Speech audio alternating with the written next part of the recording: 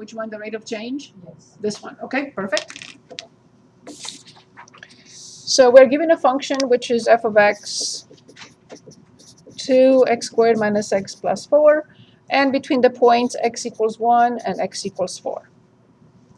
Perfect. So the rate of change of a function is basically the slope of the line passing through those points. So when x equals 1, I have to find f of 1. When x equals 4, I have to find f of 4.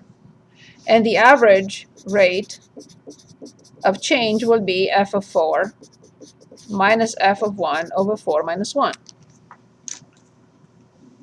So I plug in 1 in the function, and I get 4. I plug 4 in the function, and I get 32.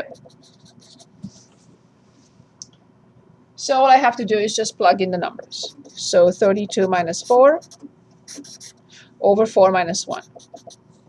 So the top is 28. The denominator is 3.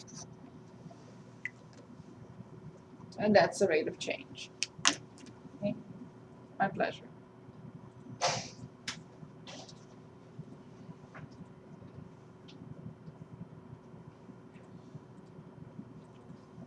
Good, the next question.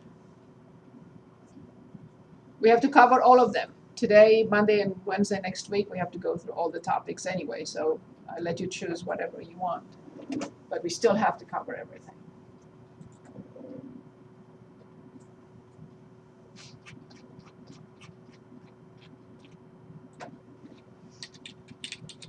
Next topic, please.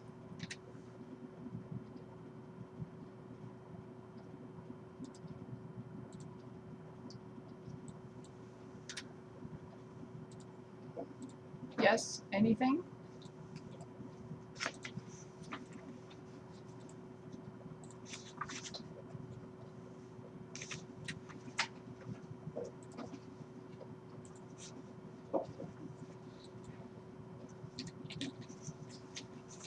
Next topic. Do I choose? Or do you want to choose?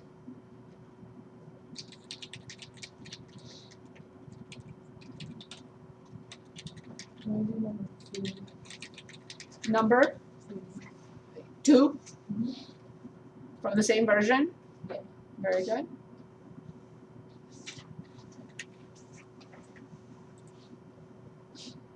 Number 2. Number 2 says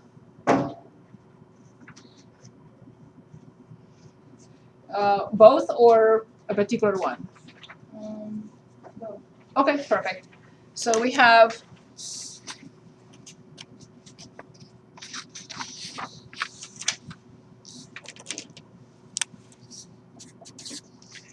we have 1/3 minus x over 4 less than 2x minus 5/2.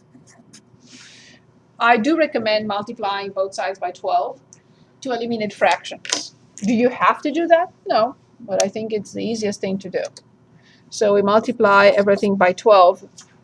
To be exact, we should multiply everything by 12 over 1.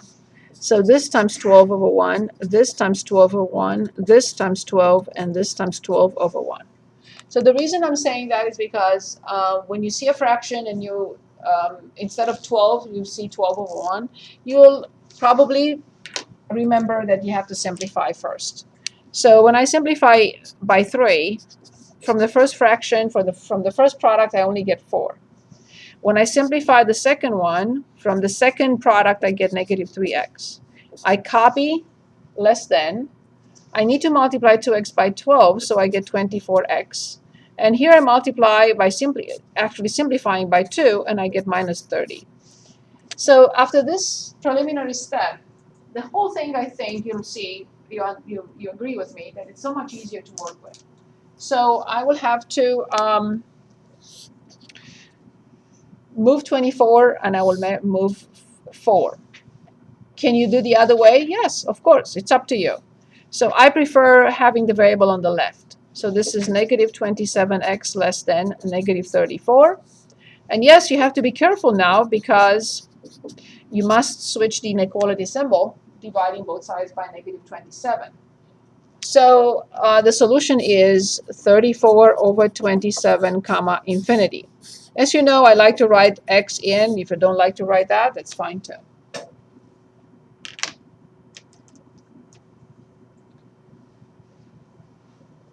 Any questions on the first inequality? Now, the second inequality is an absolute value inequality, which is 3 minus x over 3, absolute value, minus 1, less than or equal to 3.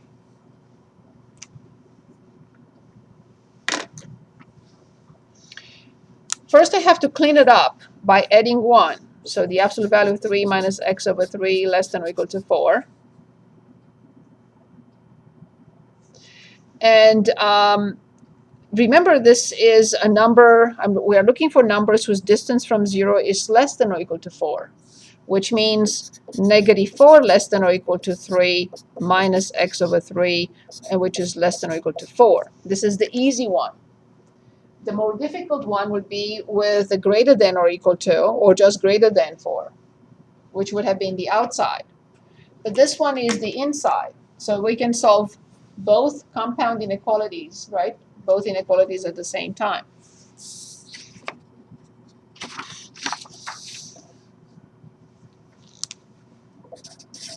So then, of course, I'm going to have to subtract 3 from all three sides. Negative 7 less than or equal to negative x over 3 less than or equal to 1. So subtract 3 from all three sides. And now I have to get rid of this number, which is negative 1 over 3. So in order to get rid of negative 1 over 3, I will have to multiply all three sides by negative 3. This is multiplication, and this was for that. So this times negative 3 will be 21. This times negative 3 will be negative 3. And this times negative 3 will be x. But again, I multiplied all three sides by a negative number. So the inequalities have to switch. This will make no sense. If I tell you that x is greater than 21 but less than negative 3, you'll say that makes no sense, right? So this is the correct step. But I will read the inequalities from here. Negative 3 less than or equal to x less than or equal to 21, so that I can write the correct solution like this, between negative 3 and 21.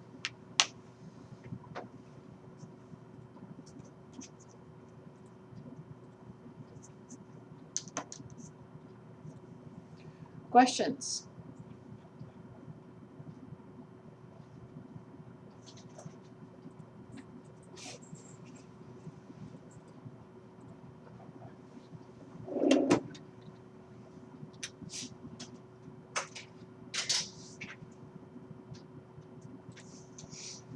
Questions, please. Is this okay?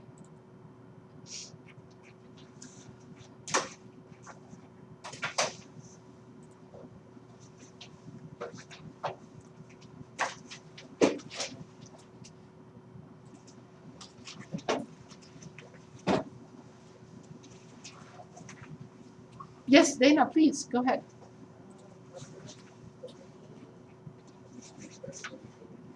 Three from version 2.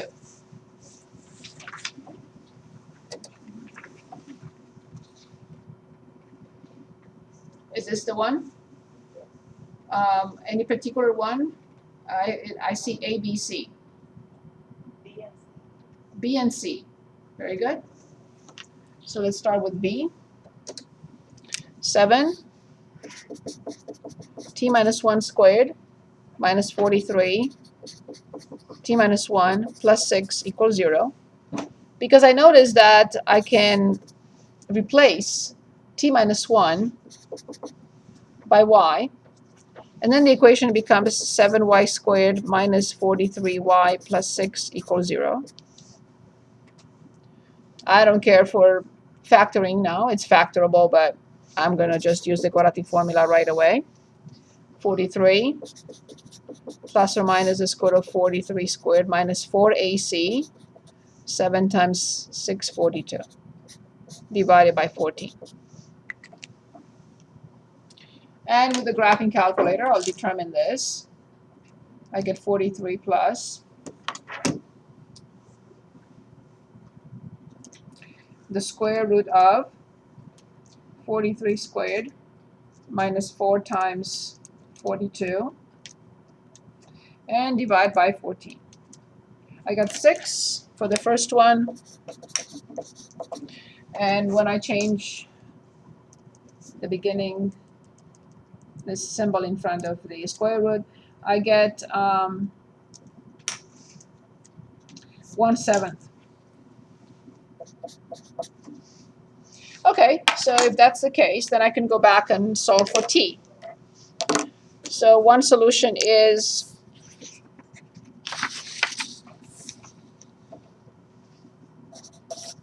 so 6 equals t minus 1, which makes t equals 7. And the other one, 1/7 equals t minus 1, which makes t equals 1/7 plus 1, which is 8/7.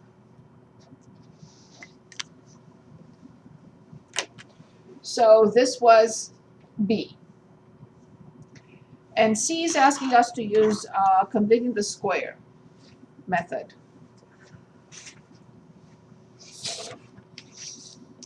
So x squared minus 6x plus 8 equals 0.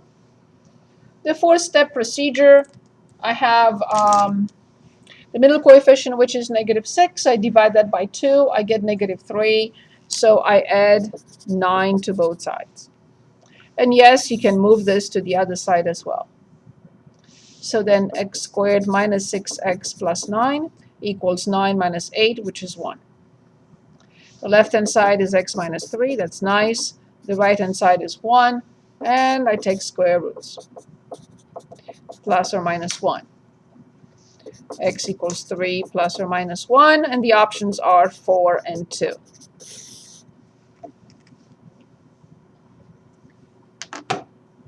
I cannot stress enough.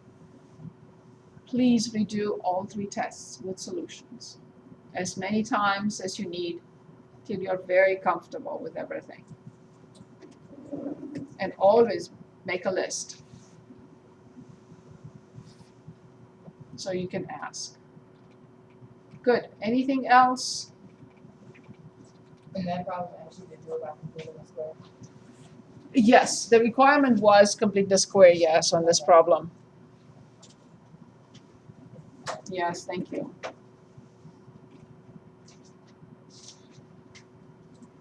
I haven't looked yet. You have like tests online or Yeah, just yeah, answer yeah, yeah, tests? no, Okay, yeah. I just have. That's why I asked, would you like us to open a blank test Gotcha. or? Okay, no, perfect. Yeah. As long as I can print them. So let's check, let's make sure. So version 1 and then solutions. Version 2 and then solutions. Version 1 for test 2 and solutions. Version 2 and solutions. So I'm going to post both. The solutions are right here, so before I leave, I'll scan them downstairs. And then I'll make sure that I post test 3 as well.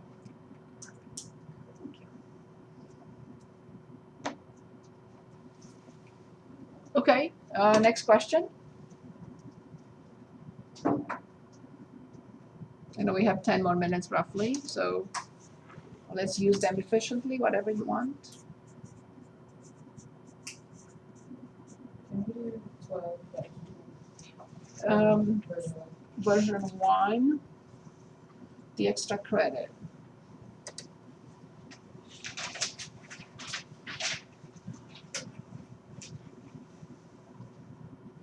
This one? Yeah.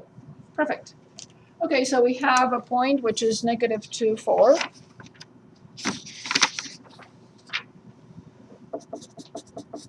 And we have a line 2x minus 7y equals 5. And we are looking for this scenario. This is unknown, but it passes through -2, 4, and it's perpendicular to the line who's given. Oh, sorry, thank you. I'm sorry.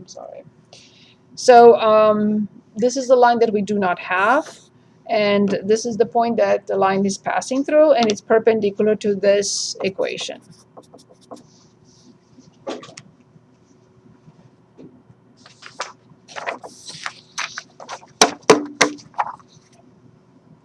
So in order to determine the equation of the unknown line, Since this is not the y-intercept, I will think of this. The slope can be indirectly determined. X1 is -2 and y is 4. But I have to determine this. So by solving this equation for y, -7y equals -2x plus 5, and then y equals 2/7x minus 5/7, I determine the slope of this line. So the slope of this line is 2/7. Therefore, the slope of the perpendicular line must be, that would be parallel, -7/2. Very good. So then we have y minus 4 equals -7/2 x plus 2. And we have to solve for y. So let's stop for a moment and see if you have questions on this. Because it's the reciprocal. The negative reciprocal, yes.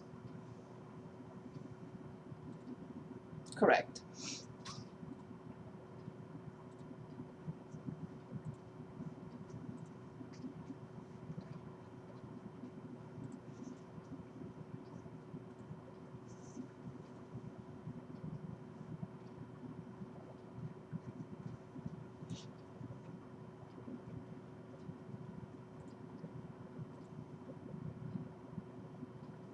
Anything else?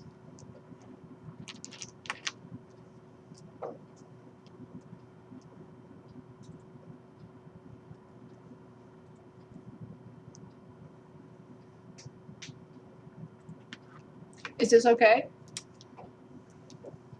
So that's all we have to, that's the answer. Oh, no, we have to solve for y. Sorry about that.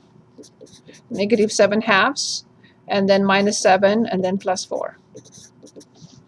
When you distribute here, you get -7/2 x, of course, and then distribute to 2, and you get -7, and then positive 4. So y equals -7/2 x minus 3. Then this is final.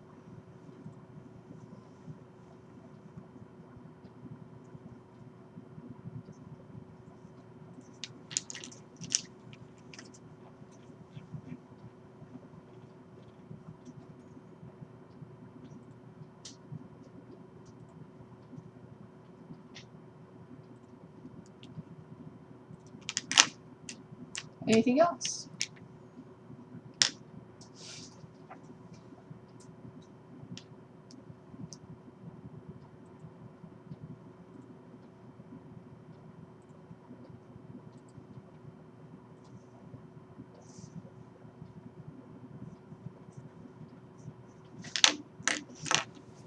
Is there anything else?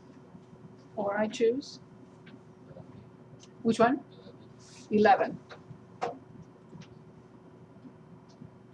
From the same version?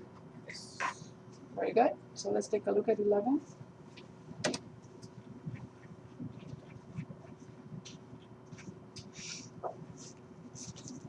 Okay, which one?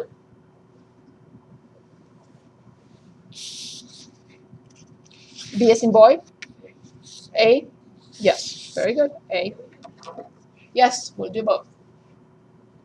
So let's start with A. So the square root of x plus 13 equals x minus 7.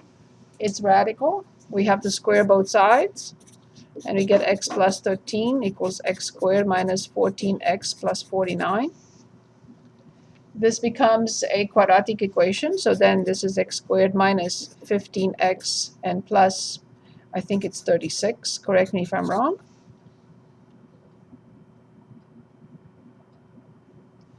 I subtracted x from both sides.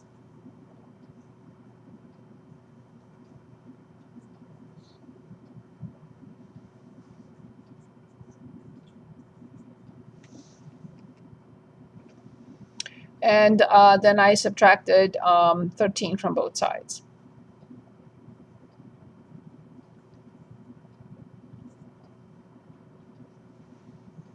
Okay, so what next? It was x plus 13, yes. So minus 15, and then 49 minus 13, it is indeed 36. Now what? Say it again, yes? 12 and 3? Okay, so x minus 2, x minus 3, and x minus 12. Perfect. So then x equals 3, and x equals 12. But they come with a big question mark. I have to go back and check in the original problem. When I plug in 3, it's not going to work, because the right-hand side will be a negative number. When I plug in 12, I get 5 and 5. So this is a yes, but 3 is a no. And B is x cubed plus 3x squared minus 81x minus 243 equals 0. I see 4 terms. My only hope is factoring by grouping. So this is x squared, x plus 3, and if I do not get an x plus 3 from the other two, then I have to go back to the drawing board. I have to try again, maybe a different way. But if I factor out negative 81, then I see that this works. So now I factor out x plus 3. I have x squared minus 81. And x squared minus 81 is factorable.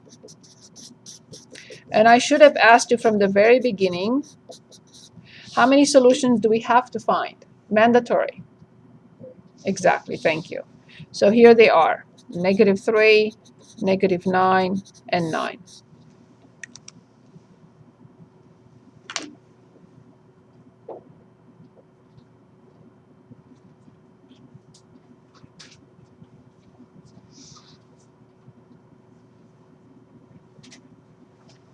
So I'm hoping that over the weekend,